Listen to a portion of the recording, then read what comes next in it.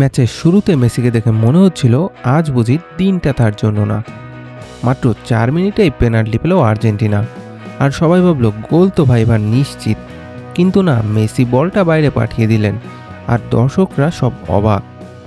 এরপর একের পর এক সুযোগ নষ্ট করলেন আর্জেন্টাইন অধিনায়ক।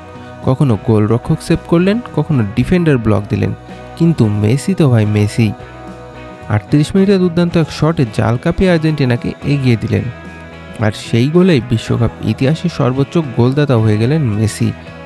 দ্বিতীয়ার্ধে অস্ট্রিয়া কিন্তু চেষ্টা করেছে, কিন্তু এমিলিয়ানো মার্টিনেজ যেন গোল পোস্টে তালা মেরেই বসেছিলেন।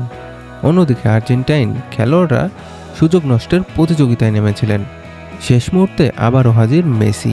প্রতিপক্ষ ডিফেন্ডারের পায়ের ফাঁক দিয়ে দুর্দান্ত ফিনিশিং করে নিজের দ্বিতীয় গোল আর আর্জেন্টিনার জয় নিশ্চিত করেন। শেষ পর্যন্ত মেসির জোড়া গোলে 2-0 ব্যবধানে জয় পায় আর্জেন্টিনা।